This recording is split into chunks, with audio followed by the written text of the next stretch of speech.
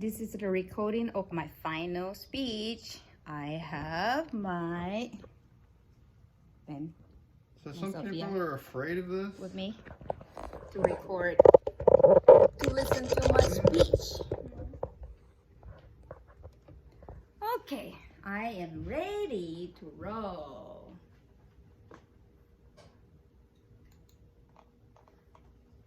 "20 seconds, okay. Most of you have heard of trypophobia and claustrophobia, but have you ever heard of nomophobia? According to the National Library of Medicine, more than 2/3 of adolescents suffer from nomophobia. So, what is nomophobia? It is nomobiophobia.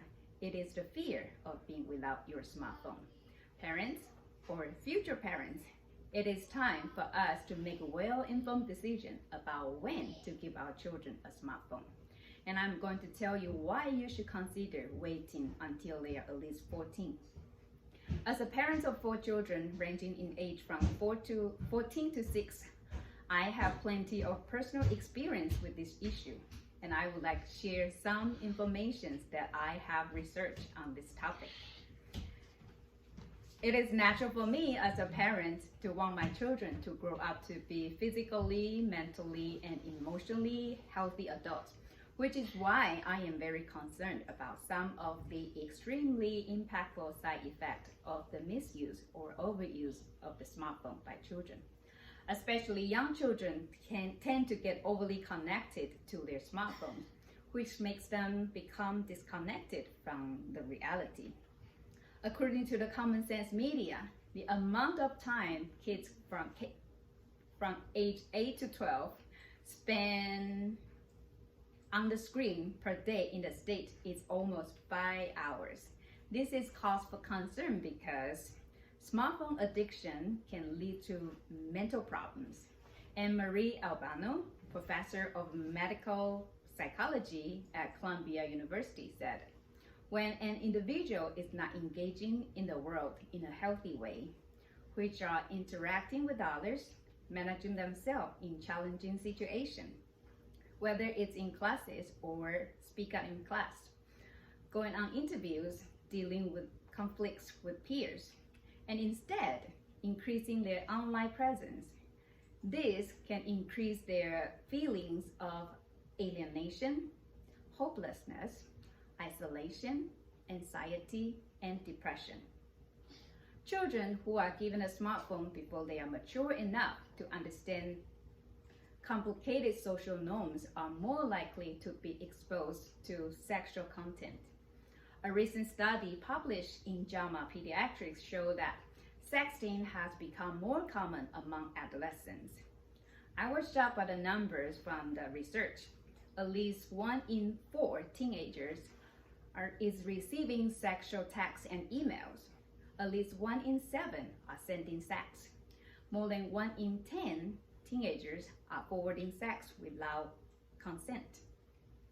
Premature smartphone ownership can interfere with the development of healthy real-world relationships. Research by Savage and Eisen found that technological addiction adversely affects the quality of relationship of adolescents with their peers, families, and friends. The level of social connectedness of adolescents with technological addiction is hampered. Sean Whiting, the clinical supervisor of behavioral health at Stanford Health, said, the adult brain doesn't fully develop until a person is 24 or 25 years old, and the rational part of the brain is the last to develop. Sometimes kids cannot make the clarification between what is real and what isn't real to the social media post. When that happens, it can have a negative impact of self-esteem.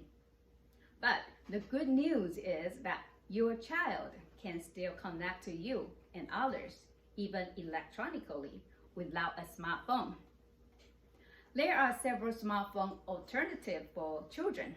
Some of my top choices including Pinwheels, Gap phones, and Trumi. These alternatives give you most of the benefits of a smartphone while reducing the drawbacks. Something common in these three suggested phones are they don't have the most addictive forms of screen time, such as social media platforms, app stores, and games. To be more specific, TrueMe or Pinwheel does not have web browser, but do have the GPS locator to track your children. GetPhone is designed without the internet. Besides calls and texts, kids can access essentials limited to calculator, calendar, and alarm. TrueMe has a parents portal which allow you to manage or monitor your children's phone. It also allows you to add more features when kids grow older or gain more knowledge and responsibility.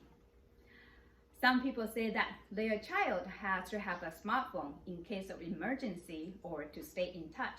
But as you can see, there are plenty of functioning alternatives to smartphone. The simple act of choosing a beneficial smartphone alternative can have a profound effect on your child's mental health. After all, you don't want your child to grow up with anxiety, depression, or the ability to make real-world connection.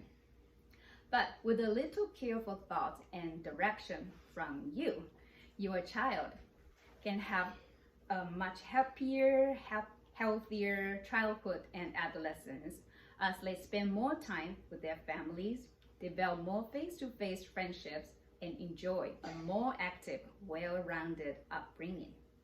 So don't leave these important decisions to chance or peer pressure.